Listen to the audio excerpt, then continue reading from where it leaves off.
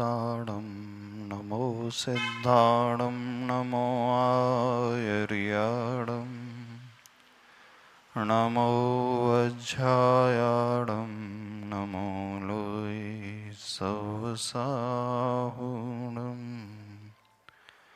पंच परमेष्टि भगवान की, संत श्रोमणी आचार्य भगवान गुरुदेव श्री विद्यासागर जी महाराज की जय हो। पूज्य आचार्य श्री समय सागर जी महाराज की जय हो। परम पूज्य निरापक श्रमण मुनि वीर सागर जी महाराज की, समस्त मुनि संघ की जय।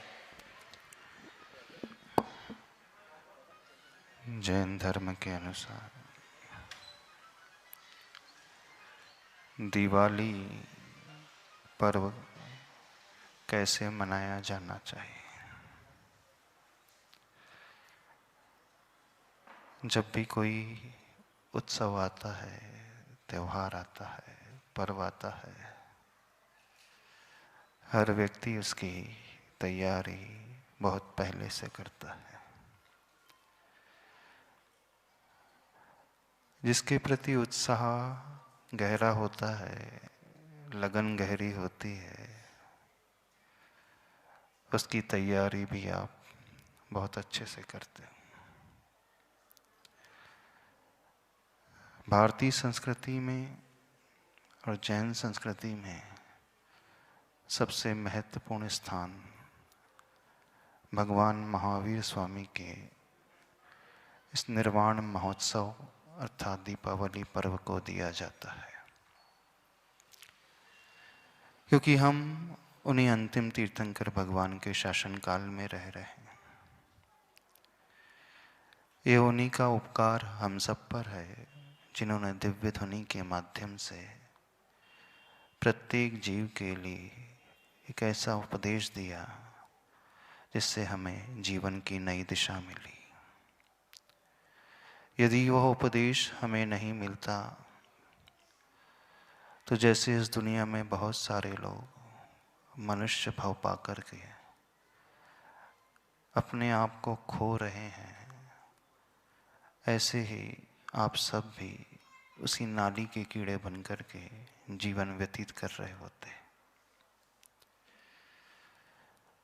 कृतज्ञता का गुण हम सब के भीतर होना चाहिए,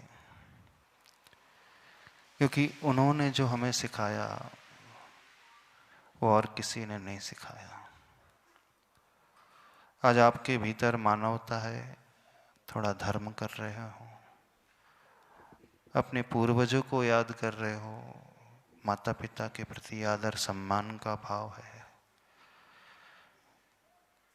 आप शराब का सेवन नहीं कर रहे हो, मांस नहीं खा रहे हो, जीवन में उस अहिंसा को समझ पा रहे हो, एकमात्र उन्हीं अंतिम तीर्थंकर महावीर प्रभु का उपकार।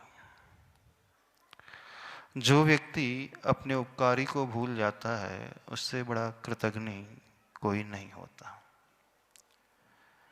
प्रश्न ये उठ सकता है, तीर्थंकर तो सारे बराबर होते हैं, हर तीर्थंकर भगवान का मोक्ष कल्याण कितने हर्षोल्लास से क्यों नहीं मनाया जाता है जितना वर्धमान स्वामी जी के मोक्ष कल्याणक को हर जैन श्रावक मनाता है। इसलिए क्योंकि साक्षात उपकार करने वाले हम सब पर वे वीर प्रभु अंतिम शासन नायक तीर्थंकर भगवान हैं। बाकी तीर्थंकर भगवान की दिव्य ध्वनि तो परंपरा से मिलती हुई आई है। जिन्होंने हमें संभाला, ये हमारा कर्तव्य होता है कि हम उन्हें अच्छे से स्मरण करें, याद करें, पूजा करें, गुणानुवाद करें। एक बात और समझ लें, जब हम अपने उन तीर्थंकर उपवारी भगवान को याद करते हैं तो उससे उन्हें कोई अंतर नहीं पड़ता, कोई फर्क नहीं पड़ता। हम भगवान को पूजते हैं, उनकी आरती उतारते हैं, गुणगान करते हैं, तो इससे ऐसा नहीं है कि भगवान का पद बहुत बड़ा हो जाता है। हमारे पूजने से वे भगवान नहीं बने हैं, वो तो अपने साधना के बल पर पापों की निर्जरा को करके, क्षय करके उन्होंने इस भगवत पद को पाया है।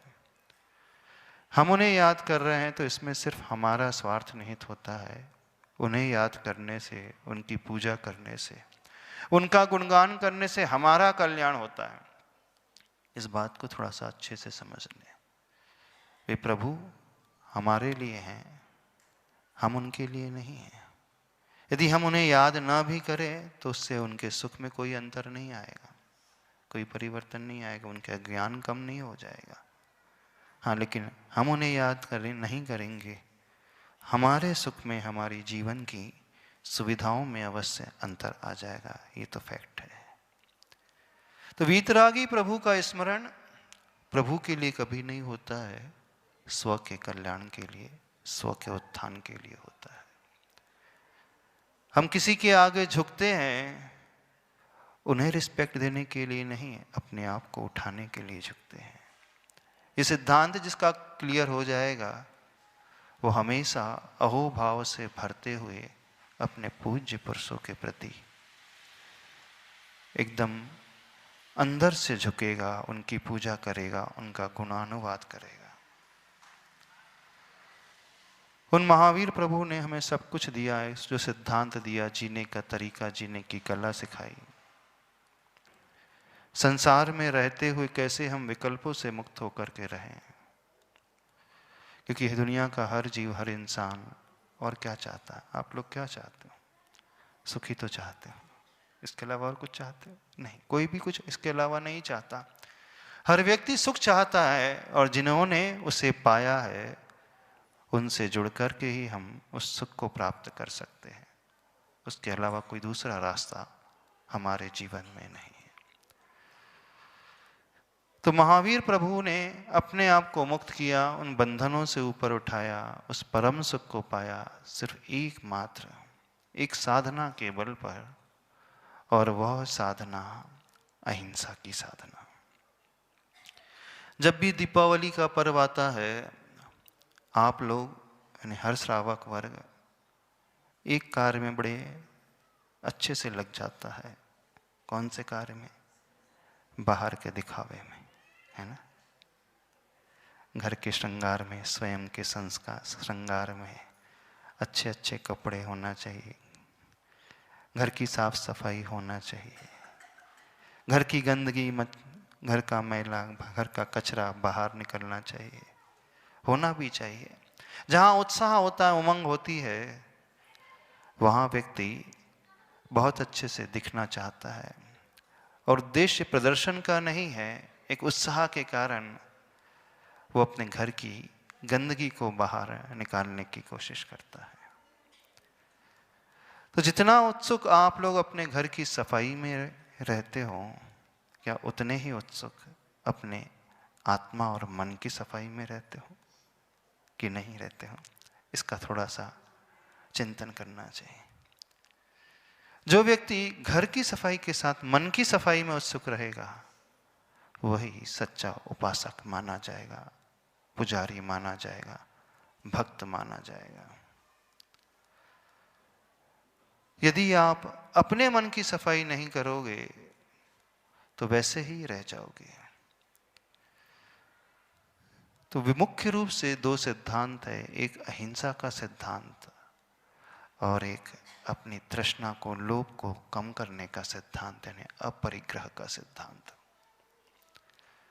तो पहली बात, आप अपने घर की सफाई करते हो और लोभ यदि कम नहीं कर रहे हो तो समझना अपने लिए बहुत बड़ा खतरा मोल लेते हो। आप अपने घर को चमकाते हो, जैसे कल कहा था, पुराने बर्तन, पुराने कपड़े, पुराने आइटम जो आपके घर में रखे रहते हैं, झाड़ पोंछ करके पुनः उसे सजा करके अलमारी में रख देते हो, अगले साल तक धूल खाने के लिए, मिट्टी खाने के लिए। उसका उपयोग आपके जीवन में कुछ नहीं होता है। तो आगम में एक बात आती है, जो वस्तु हमारे पास होती है और उसका हम सदुपयोग नहीं करते हैं, तो नियम से अंतराय कर्म का बंद करते हैं, फिर वो वस्तु हमें भविष्य में मिलेगी नहीं। कई लोग शिकायत करते हैं कि हम बहुत मेहनत करते हैं, जीवन में सफलता नहीं मिलती है।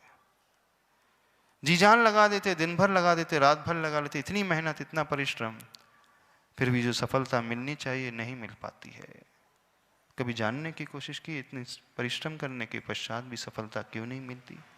उसका सबसे बड़ा कारण होता है, जब आपके पास सुविधा होती, जब आपके पास अनुकूलता होती है, जो आपके पास वस्तुएं होती हैं, उनका आप प्रॉपरली यूज नहीं करते हो तो उसे आप लूज कर देते हो, उसे गंवा देते हो।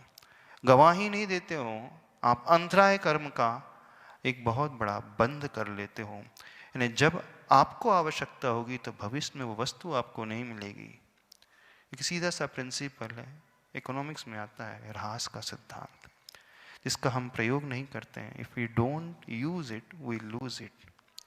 हाँ, हम अपने दिमाग का उपयोग नहीं करेंगे तो हमारी मेमोरी घटती चली जाएगी। आपके पास गाड़ी है, साइकिल है, उसका प्रयोग नहीं करो तो जंग लग जाएगी। पैसा है, आइडल पड़ा रहे तो उसकी वैल्यू घटती चली जाएगी। आप अपने शरीर का उपयोग नहीं करोगे, एक्सरसाइज नहीं करोगे तो कमज़ोर हो जाएगा। शरीर वही फिट रहता है जब उसका प्रयोग किया जाता है, होता है ना। जो व्यक्ति आलस के कारण पड़ा रहे वो तुरंत बीमार होना शुरू हो जाता है। तो जो हम उसे छोड़ देते हैं तो नियम से हम तात्कालिक रूप से उसे खोना शुरू कर देते हैं। चाहे पैसा हो, चाहे मशीनरी हो, चाहे दिमाग हो, चाहे शरीर हो, और चाहे ज्ञान हो, कुछ भी क्यों ना हो, जिसका हम प्रयोग नहीं करोगे, रिवाइज नहीं करोगे, जो आपने लर्न किया है भूल जाओगे, बिल्कुल विस्मृत हो जाओगे। होता है, बच्चे भूल जाते हैं, ज्ञान को पलटा नहीं तो चला जाता है। तो जो जो क्वालिटीज आपके पास है, जो जो वस्तुएं आपके पास है, जो जो सुविधाएं आपके पास है, लोभ के कारण व्यक्ति स्वयं छोड़ता नहीं है, त्यागता नहीं है, दूसरों को देता नहीं है, तो एक बहुत बड़े अंतराय कर्म को बांधता है। सावधान। यदि आपको जीवन में जिन वस्तुओं की, जिन वस्त्रों की, जो भी चीज़ आपके पास है उनकी आवश्यकता नहीं है, तो अपने पास उसे सहज करके बटोर करके रखे ना, उसे बांटना सीखे जरूरतमंद को। यहाँ कहा जाता है परिग्रह प्रमाण व्रत, यानी जितनी आवश्यकता उसको प्रमाण करके रखें, उससे ऊपर छोड़ते चले जाएं। और जो नहीं छोड़ता है इसका अर्थ है उसकी बहुत ज़्यादा तृष्णा है, बहुत ज़्यादा लोभ का भाव है। तो थोड़ा सा अपने भीतर चेक करके देख लेना, आपने कितने ऐसे वस्त्र हैं, बर्तन हैं जो वर्षों से कभी उपयोग नहीं किए हैं, सिर्फ आपकी अलमारी की शोभा बढ़ा रहे हैं। बहुत कुछ निकल करके आ जाएगा, बहुत कुछ कभी उपयोग नहीं आता है। 30 साल हो गए कभी उपयोग नहीं किया, लेकिन हर साल दिवाली आती है झाड़ फूंक करके रख देते हो, तो आप सोसाइटी में किसी को वंचित कर रहे हो। और जब हम वंचित करते हैं अर्थात विघ्न डाल रहे हैं उसके उपयोग में, बस वहीं से अंतराय कर्म का बंध होता है। विघ्न करणम अंतरायस। अंतराय कैसे बनता है? जब हम किसी की जीवन में परेशानी पैदा करने लगते हैं, बैरियर बन करके उपस्थित हो जाते हैं, विघ्न डालने लगते हैं, तो हम अंतराय कर्म का बंद कर रहे हैं। जरूरत से ज्यादा कोई जोड़ करके रखता है, पकड़ करके रखता है, छोड़ता नहीं है, नियम से अंतराय कर्म का बंद करता है। तो मूल सिद्धांत महावीर भगवान का मोक्ष का पाने का, सुख को पाने का, अहिंसा को करना, जीवन में अपनाना, हिंसा का त्याग करना। लेकिन अहिंसा को वो तभी अपना सकता है जब वो लोभ को कम करेगा, क्योंकि सारे पापों की जड़ जो है लोभ से शुरू होती है। लोभ पाप का बाप बखाना कहते हैं ना, वही तृष्णा है, वो लोभ है, आपको छोड़ने नहीं देती वस्तु। तो ध्यान रखें, जो आवश्यक नहीं है उसे छोड़े, बांटते चले जाएं दूसरों को। यदि आप पकड़ करके रखे हो तो न केवल अंतराय कर्म का बंद करोगे, बल्कि चारित्र मौनी कर्म का भी बंद करोगे। आप जीवन में कुछ अच्छा नहीं कर पाओगे, आप चरित्र ग्रहण नहीं कर पाओगे, आगे नहीं बढ़ पाओगे, क्योंकि आपने किसी के लिए बाधा उपस्थित कर दी, बैरियर बन करके आ गए। अब जो लोभ कम करता है वह यह भी समझता है मेरे दुखों का मूल है हिंसा, दूसरों को आघात पहुंचाना, परजीवों को पीड़ा पहुंचाना। तो प्रभु महावीर प्रभु बने सिर्फ अहिंसा व्रत की उपासना के कारण। दिवाली का पर्व आता है और सबसे बड़ी विडंबना है कि आज प्राय लोग हिंसा का ही आलम्बन लेते हैं, है ना। आप खुश होते हो किसी को मार के, किसी के प्राणों को लेकर के, किसी को जला करके खुश होते हो। या कभी आपने ऐसा व्यक्ति देखा है जो हजारों रुपए कमाता है और 2000 के नोट में तंबाकू भर करके पीता हो? कभी सुना आपने? हाँ, एक व्यक्ति था, बहुत अमीर था, उसके पास बहुत पैसा था, बंडल रखे रहते थे, तो वो क्या करता था, 2000 का नोट निकालता था, उसमें तंबाकू भरता था, रोल करता था, सिगरेट का शेप देता था, फिर आग जलाता था, फिर पीता था। सुना आपने कभी ऐसे व्यक्ति को? आप में से कितने लोग ऐसे हैं जो हजारों रुपए के नोटों को आग लगाते हैं? कोई है तो नहीं ऐसा? नहीं है ना? क्योंकि आप समझदार हो, नोट को जलाते नहीं हो ना। क्यों नहीं जलाते? मेहनत से कमाया, पसीना बहा करके कमाया, ऐसे ही नहीं कमाया। भले ही लाखों रुपए की सैलरी है, पर मैं नोट को कैसे आग लगा दूं? हाँ, आप समझदार हो, डायरेक्ट नोट को तो नहीं आग लगाते हो, लेकिन पटाखों को खरीद करके आग लगा देते हो। लगाते हो कि नहीं? पटाखों को खरीद करके आग लगाते हो कि नहीं? जलाते हो? यानी आपने जो मेहनत से अर्जित किया उसे ही जला रहे हो, क्योंकि आप समझदार हो। आप डायरेक्ट नोट नहीं जलाओगे, हाँ कुछ खरीद करके नष्ट करने वालों में से हो। तो इससे बड़ी बेवकूफ़ी क्या होगी? परिश्रम से जो अर्जित किया है उसे वह जला देता है। हाँ जलाते हैं, ठीक है, आपने जला दिया, लेकिन आपके जलाने से कितने जीव जल जाते हैं, कभी ये भी सोचा है? सोचा है कि नहीं?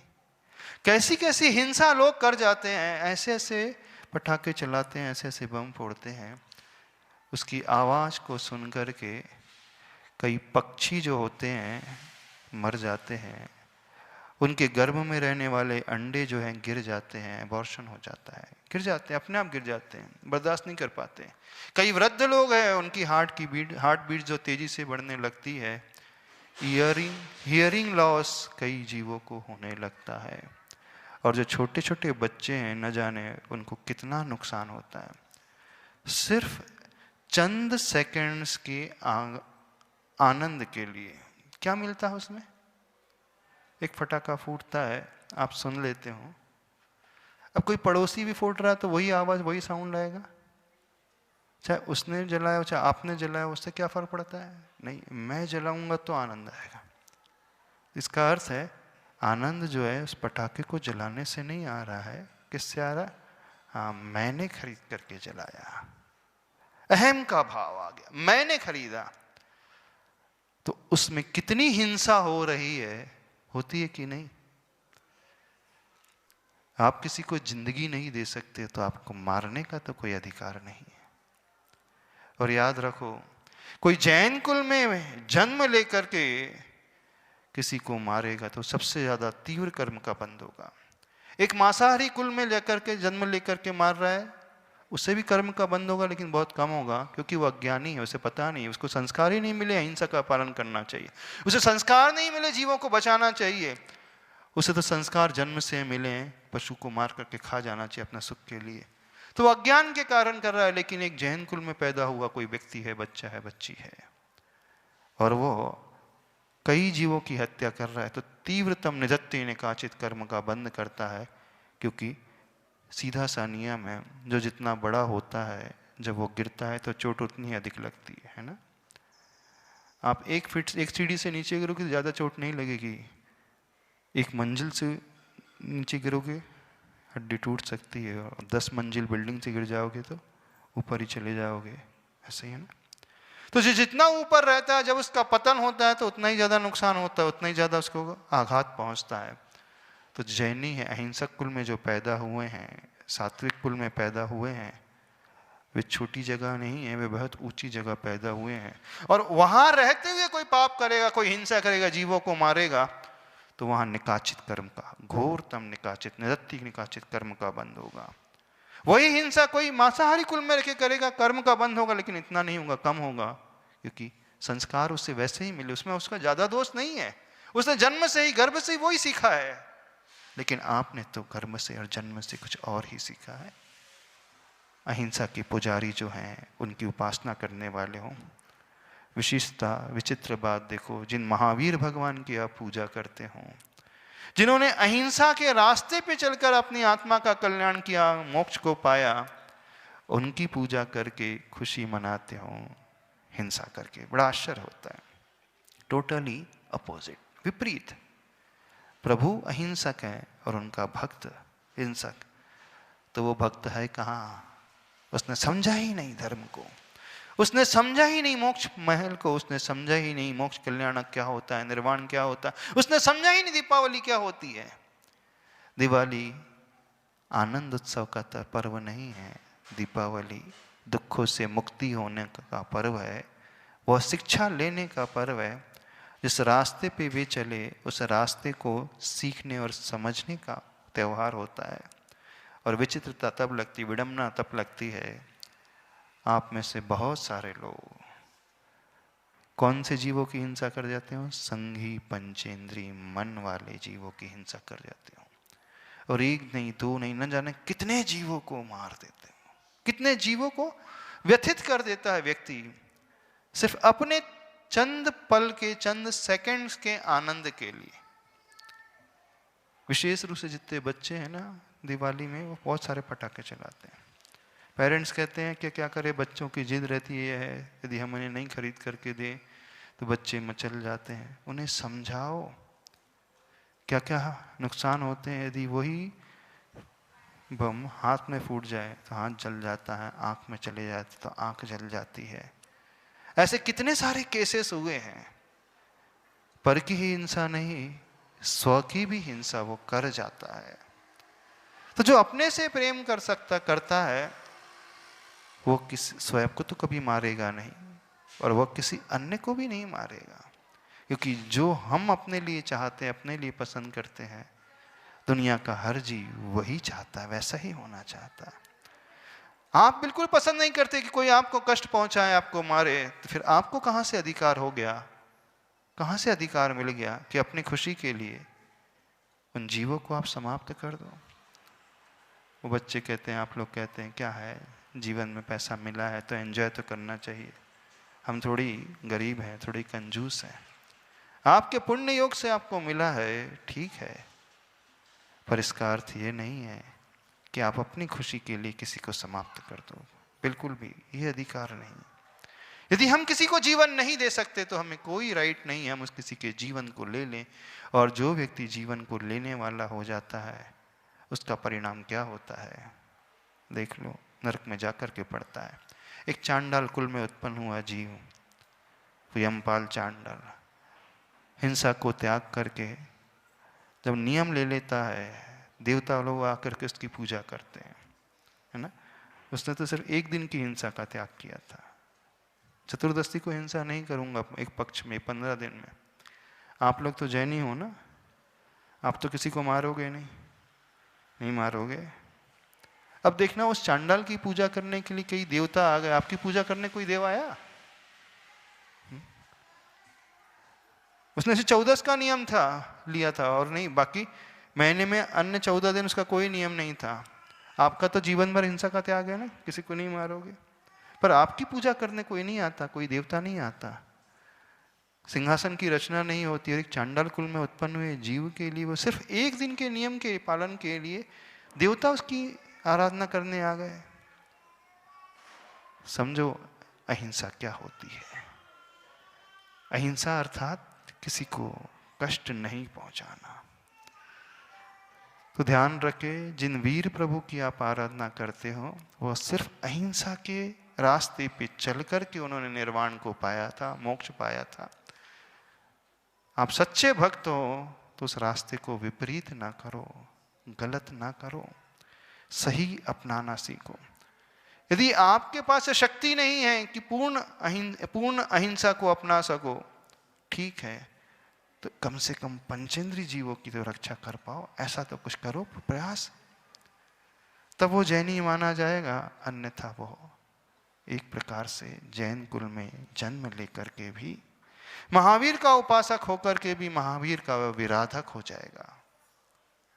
क्योंकि धर्म मुख्य अहिंसा ही रूप होता है, इसके अलावा कोई धर्म नहीं होता। एक बात और कहना चाहते हैं, वास्तुशास्त्र के अनुसार बतलाना चाहते हैं। आपके घर की नेगेटिव एनर्जी कब डेवलप हो जाती है जानते हो? जहाँ आप रहते हो वहाँ नेगेटिव एनर्जी कब आ जाती है जानते हो? जितनी गंदगी जहाँ रहती है, जितना कचरा जहाँ रहता है, वहाँ उतनी ही नेगेटिव वाइब्रेशंस होती है। और जितनी स्वच्छता जहाँ रहती है, वहाँ उतनी ही पॉजिटिव वाइब्रेशंस होती है। अब आपने वर्षों से उन वस्तुओं को एकत्रित करके रखा है, बर्तनों को एकत्रित करके रखा है, तो आप स्वयं अपने घर में नेगेटिव एनर्जी को जनरेट करने वाले हो जाते हैं। तो यदि आप पॉजिटिव वाइब्रेशन चाहते हो अपने चारों तरफ, तो क्या होना चाहिए? जितना कम से कम आइटम रहेगा, उतनी ही अधिक प्रशस्तता रहती है। और जितनी भीड़ भड़कम होती, जितना अधिक संग्रह होता है, उतना ही ज्यादा कचरा वहां निर्मित होता है। तो पॉजिटिविटी मेंटेन रखने के लिए, पॉजिटिविटी को लाने के लिए बाहर की भी सफाई और मन की भी सफाई। जब मन में कषाय के भाव जागृत हो जाते हैं, तो मन दूषित होने लगता है, नेगेटिविटी उसके भीतर पैदा होने लगती, निराश वो होने लगता है, हताश वो होने लगता है, अपने आप को दुखी करने वाला होने लगता है, एंजाइटी उसकी बढ़ते चले जाती है, सिर्फ उसके स्वयं के कषायों के कारण। तो जो कषाय का भाव है, वो हमारे मन के लिए कचरे की भांति, गंदगी की भांति होता है। तो बाहर की शुद्धता, बाहर की पॉजिटिव एनर्जी को जनरेट करती है, मन की शुद्धता हमारे भीतर पॉजिटिविटी जनरेट करने वाली होती है। कुछ समझ में आ रहा है कि नहीं समझ में आ रहा? क्या करना है? हाँ, कैसे उस मोक्ष कल्याणक दीपावली की तैयारी करना है?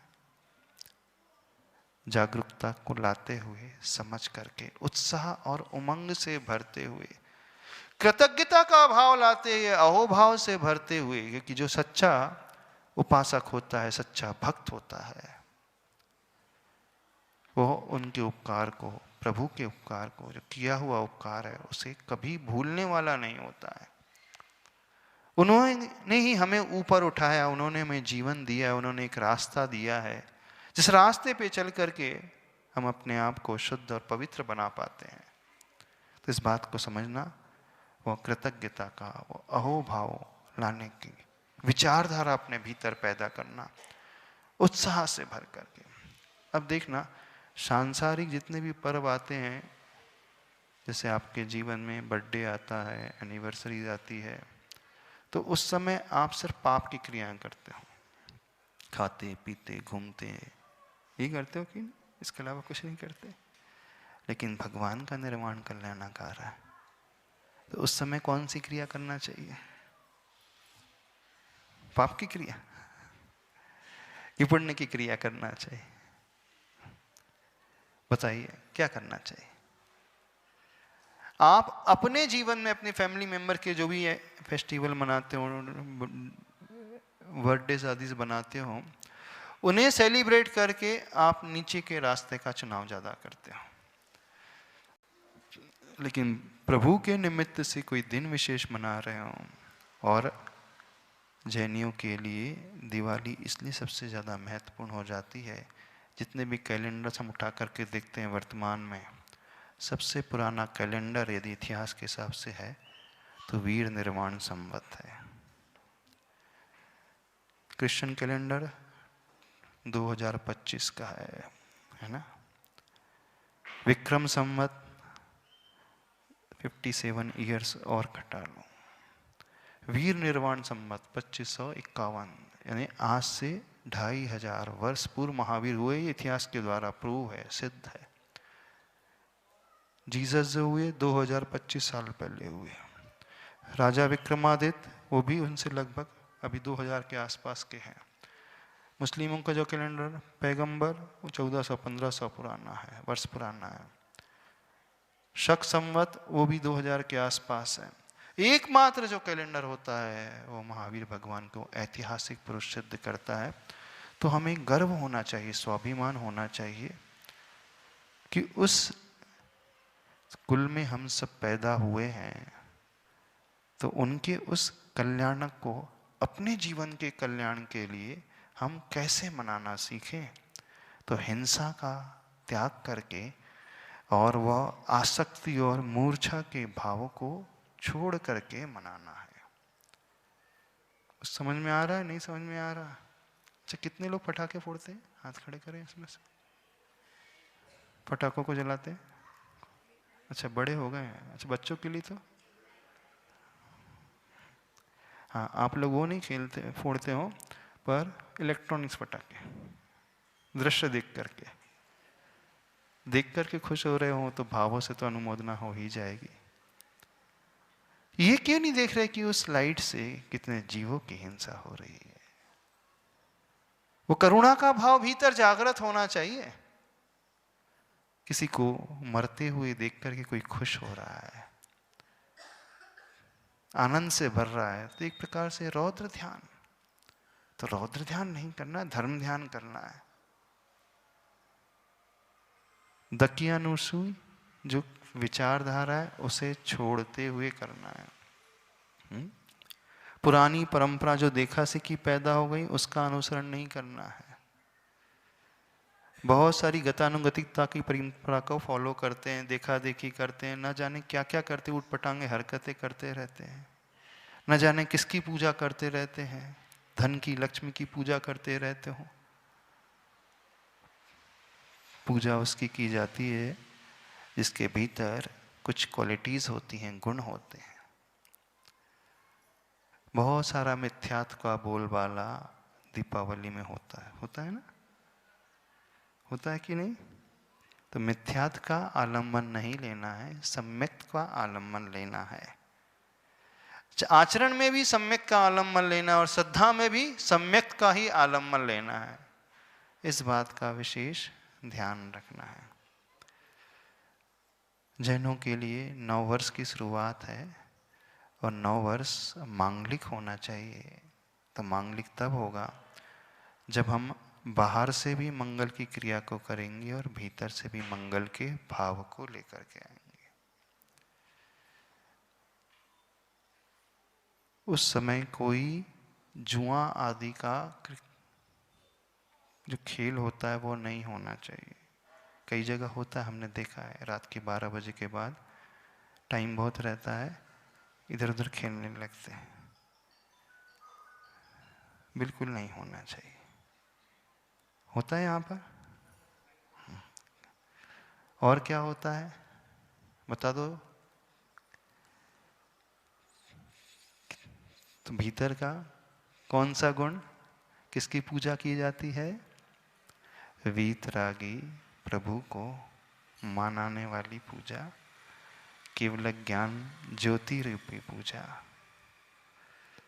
प्रातः काल महावीर को हो, निर्वाण हुआ संध्या काल को गोधूली बेला में गौतम स्वामी को केवल ज्ञान रूपी ज्योति की प्राप्ति हुई। उसी के फलस्वरूप दीपों को प्रज्वलित करके आप मनाते हैं, है ना?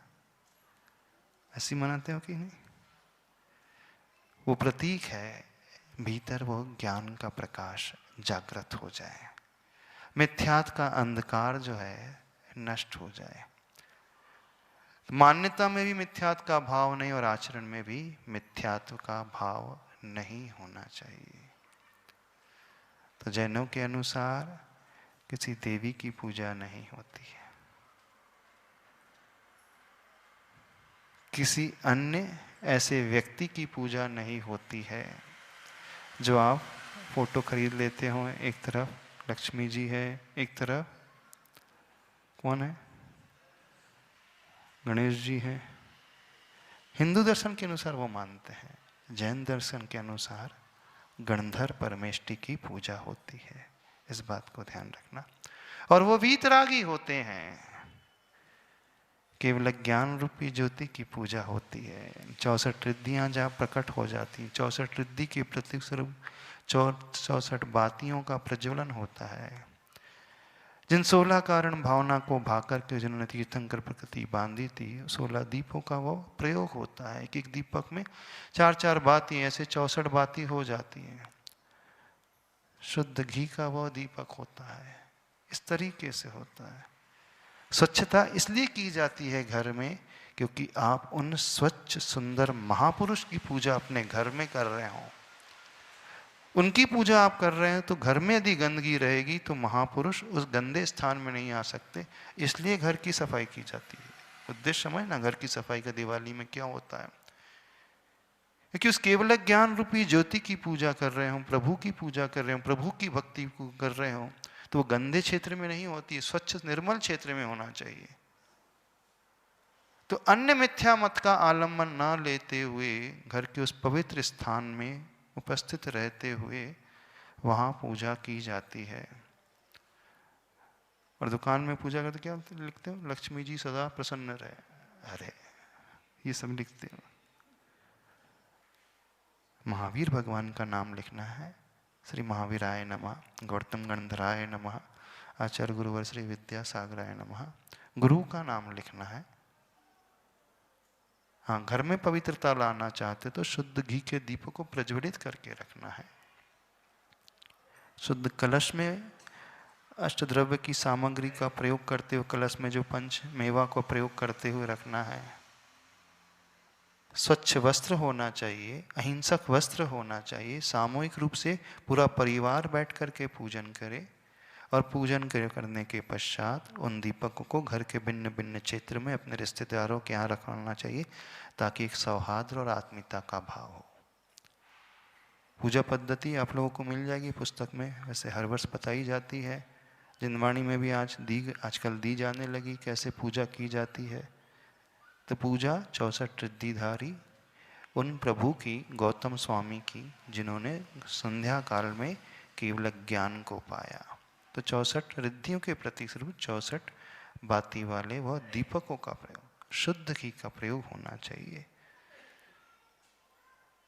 तो किसी मिथ्या मान्यता का आलम्बन लिए बिना तब वह आपकी समीचीन क्रिया मानी जाएगी। पूरा परिवार मिलकर के करे। और अष्टद्रव्य से होती है पूजा, हिंदू पद्धति के अनुसार नहीं होती। दूध है, लाई है, पता नहीं क्या क्या छिड़कते रहते हैं, वैसी नहीं होती है। जैसे आप मंदिर में करते हैं वैसे ही घर में होती है। और प्रातःकाल भगवान का मोक्ष कल्याणक मनाया जाता है, जो कि ब्रह्म मुहूर्त में महावीर प्रभु ने निर्वाण को पाया था। तो मंदिर में अभिषेक करके, पूजन आदि करके, मोक्ष कल्याणक मना करके, लाड़ू चढ़ा करके, और संध्या काल में वे अनुबद्ध केवली हो गए। सवेरे वीर प्रभु को मोक्ष हुआ, संध्या काल के समय सेम डे गौतम स्वामी को केवल ज्ञान प्रकट हो गया। इसलिए संध्या काल में वो दीपों के उत्सव स्वरूप दीपों की आली अथवा दीपों की पंक्तियों को कहा जाता है दीपावली अथवा दिवाली। समझ में आ रहा है कि नहीं समझ में आ रहा है? ऐसे ही करोगे ना। कोई मूर्ति नहीं अपने यहाँ, मिट्टी की कोई मूर्ति नहीं, किसी देवी की मूर्ति नहीं। देव गुरु शास्त्र का जो चित्र होता है, महावीर भगवान का चित्र, गौतम स्वामी यानी दिगंबर मुनिराज का चित्र, आचार्य भगवान का चित्र, वहीं जिनवाणी को विराजमान करके पूर्व अथवा उत्तर मुख करके पूरा परिवार बैठ करके एक साथ पूजा करे। और रात्रि में नहीं, सूर्योदय के पूर्व ही की जाती है वो पूजा। इस बात का ध्यान रखते हुए की जाती। रात्रि में जैनों के यहाँ कभी पूजा नहीं होती। हिंदुओं में जब वो रात्रि में 12 बजे पूजा करते, 11 बजे पूजा करते। अब संध्या काल के समय कर लें, फिर दीप जला करके प्रभु की आरती करें। आरती करने के पश्चात मंदिर में जाकर के उन दीपकों से आरती करें। मंदिर में 3 दीपक 5 दीपक जाकर ले आकर के आरती करें। गुरु जहाँ हैं तो उन गुरुओं के पास जाकर के दीपकों से आरती करें। घर के भिन्न भिन्न रूम्स में उन दीपकों को स्थापित करें। और जिनसे सबसे अधिक आत्मीयता है, जिनके प्रति आत्मीय भाव है, आप चाहते हैं उनके कष्ट दूर हो जाएं, तो एक दीप उनके घर में भी पहुंचाया जाए ताकि उनके जीवन में भी वह शुद्धता, शुद्ध ऊर्जा का भाव पैदा हो सके। इस भाव से की जाती है पूरी की पूरी पद्धति। तो जैसे ही आप मंदिर में करते हो एज इट इज सेम, महावीराष्टक आदि पढ़कर की, अष्टद्रव्य की सामग्री पढ़ के, गौतम स्वामी के अंत में पूजा करके, विसर्जन करके, फिर भगवान की भव्यतम आरती करके, और जो चाहता है कि मुझे कुछ प्राप्त हो, रिद्धियों की प्राप्ति हो, उस ऊर्जा की प्राप्ति चाहते हो तो 64 रिद्धि मंत्रों की जाप रात के 12 बजे तक नहीं, पूरी रात्रि भर करो तो अति उत्तम। एक एक मेंबर आधे आधे घंटे की ड्यूटी बंद करके करे, और नहीं तो रात के 12 बजे तक एक एक व्यक्ति जो है 64 रिद्धि मंत्रों की जाप करते चले जाए। ये सबसे पावरफुल रिद्धि मंत्र कहलाते हैं। इन रिद्धि मंत्र से सारी अलाबला दूर हो जाती हैं। तो आपको कोई इधर उधर का रास्ता नहीं अपनाना है, इन्हीं रिद्धि मंत्र का जाप करना है। 64 रिद्धि मंत्र आपको मिल जाएंगे जिनवाणी में, अथवा 64 रिद्धि विधान आप करते हैं उसमें प्राप्त हो जाएंगे। तो उस मंत्र की आराधना करना है, और जहाँ मंत्र की आराधना होगी तो वहाँ की ऊर्जा, उस क्षेत्र की, उस कमरे की, आपके जो पूजा स्थल वाला रूम है जहाँ बैठ कर के आप सामायिक करते हैं, ध्यान करते हैं, स्वाध्याय करते हैं, उस पवित्र रूम में बैठ कर के मंत्रों की आराधना होगी तो उसकी वर्गणाएं चारों तरफ फैलेगी। तो ये समीचीन रास्ता होता है दीपावली की तैयारी और दीपावली को मनाने के जीवन में आलम्बन लेने का तरीका होता है। ऐसा करना चाहिए। आप लोग क्या करते हो यहाँ पर? कुछ नहीं करते? इधर उधर जाते रहते हो, खाते पीते रहते हो रात में? नहीं, रात्रि में नहीं। जो भी है, हाँ उत्सव है तो आप में मुंह मीठा कर दी, लेकिन जो भी कार्य है वो दिन में होना चाहिए। ये हो गई पूजन पद्धति को लेकर के। इसके बाद सही दिवाली आप किसी ऐसे परिवार के लिए कुछ कर सके, सक्षम है तो उसके परिवार में आप एक ऐसी ज्योति जलाएं ताकि उसके दुख कष्ट दूर हो सके। ये हो गया उसका भाव पक्ष। ठीक है, कोई डाउट तो नहीं? तो याद रहेगा ना, हिंसा का आलम्बन नहीं, तृष्णा लोभ को कम करना है, इस तरीके से मिथ्यात्म को त्यागना है, सम्यक आलम्बन लेना है, अंतराय कर्म को नहीं बांधना है, चारित्र मोहनी कर्म को नहीं बांधना है, और सबके लिए कुछ अच्छा प्रदान कर सके यह भाव अपने हृदय में लाना है। और नए वर्ष की शुरुआत उसी के पश्चात हो जाएगी। 2551 चल रहा अभी महावीर निर्वाण संवत। दिवाली के आते ही वह 2552वां वर्ष हो जाएगा, अर्थात महावीर भगवान को मुक्त हुए अब 2551 वर्ष कंप्लीट हो जाएंगे, 52वां वर्ष शुरू हो जाएगा। तो उनके प्रति कृतज्ञता का भाव, हे प्रभु आपकी ही कृपा से हम इस अच्छे जीवन को जी रहे हैं, हम अपने जीवन में पापों का त्याग करके, व्रतों का आलम्बन लेकर के, हित के मार्ग को अपना करके आगे बढ़ रहे हैं। तो आपका विशेष आभार। ये अहोभाव लाते हुए, उन प्रभु को याद करते हुए और जीवन में हिंसा का त्याग करते हुए, अहिंसा का आलम्बन लेते हुए इस भाव से करना है। तो यहाँ से नव वर्ष शुरू हो जाएगा, और नव वर्ष का मंगल मांगलिक शगुन से तो कोई भी बारूद का प्रयोग ना करे, क्योंकि बारूद अपने आप में स्वयं अमांगलिक मानी जाती है। जैसे अमंगल के कुछ चिन्ह होते हैं ना, खाली घड़ा मिल जाना अमंगल होता है उस कार्य के लिए, है ना। तो ये भी एक चिन्ह होता है शकुन शास्त्र के अनुसार। बारूद सबसे ज़्यादा अमांगलिक मानी जाती है। तो मांगलिक क्या माना जाता है? प्रभु के दर्शन, प्रभु के पूजा। वाणी में मंगल में क्या आएगा? प्रभु का नाम स्मरण, रिद्धि मंत्र की जाप। और मन का मंगल क्या माना जाएगा? कषायों का विसर्जन, मन की पवित्रता। तब कहीं जाकर के आने वाला वर्ष मंगलमय होगा। और श्रावक के लिए मंगलमय वो होता है जब वह थोड़ा दान करता है, किसी को ऊपर उठाने का संकल्प लेता है, तो अपने आप उसके घर में मंगल आएगा, अपने आप उसके व्यापार में भी मंगल आता चला जाएगा। समझ रहे हो कि नहीं? इस घर में पूजा होती है, दुकान में वैसे जनरली नहीं होती, तो उन दीपकों को आप अपने दुकान में भी रख सकते हैं।